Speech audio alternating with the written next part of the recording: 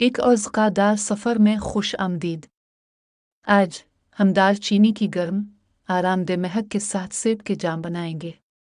ये आसान नुस्खा आपके बावर्ची खाने में ख़ज़ा के जौहर को साल भर महफूज रखने का बेहतरीन तरीका है।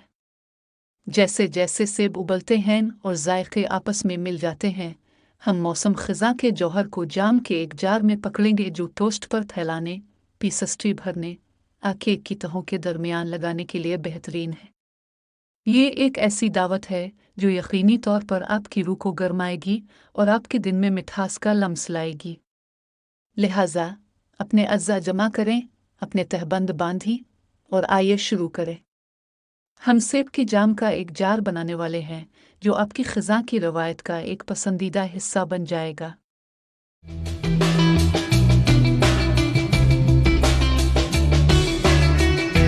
क्या आप जानते हैं कि आप हमारी वेबसाइट पर नुस्खों को लोगों की तादाद तक मुताबिक तब्दील कर सकते हैं? हमारी वेबसाइट पर आप इस वीडियो को भी देख सकते हैं और साथ ही तब्दील शुदा नुस्खे का प्रिंट भी ले सकते हैं। यह अनोखी खुसूसियत आपको नुस्खे को अपनी मतलूबा तादाद या मिर्च के मुताबिक बनाने में मदद देगी। ये नुस्खा 3 लोगों के लिए है। अगर आपने नुस्खे को तब्दील किया है तो बरा करम इन मिकदारों पर अमल करें। आइए अब असल तरकीब की तरफ चलते हैं। एक देगची में 1 किलो छिले और कटे हुए सेब लें। ढककर दरमियानी आंच पर तकरीबन 25 मिनट तक पकने दें, यहाँ तक कि सेब नरम हो जाएं। तकरीबन 10 मिनट के बाद पलटने के लिए हिलाएं।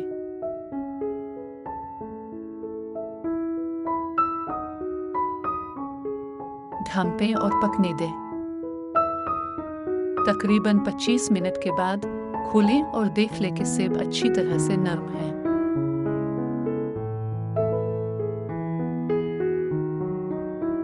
आलू मिक्सर से सेबों को मैश करें। हमारे चैनल को सब्सक्राइब करना ना भूलें। घंटी के निशान को दबाना यकीनी बनाता है कि आप तमाम नई वीडियोस के बारे में आगाह रहें।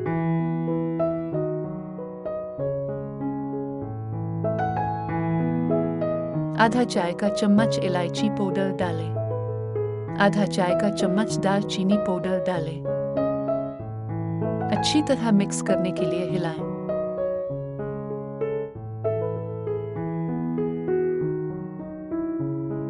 आंच को धीमा कर दें।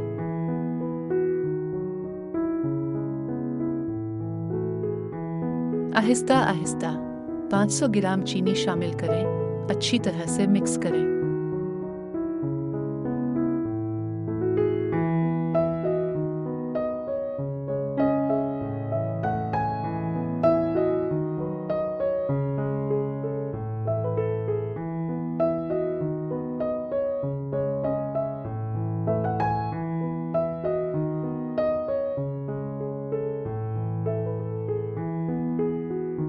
हल्की आंच पर हिलाते हुए पकाएं जब तक कि आमेज़ा अच्छा और गाढ़ा ना हो जाए। मतलूबा गाढ़ा होने में तकरीबन 40 मिनट लगते हैं। इस बात को यकीनी बनाएं कि कुछ कुछ वक्फा देते हुए हिलाते रहें।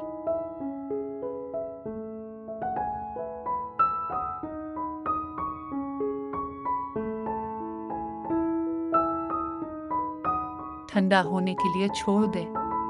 जब मुरक्कब ठंडा हो जाए तो इसमें 2 खाने के चम्मच लीमू का रस डालकर अच्छी तरह मिला लें।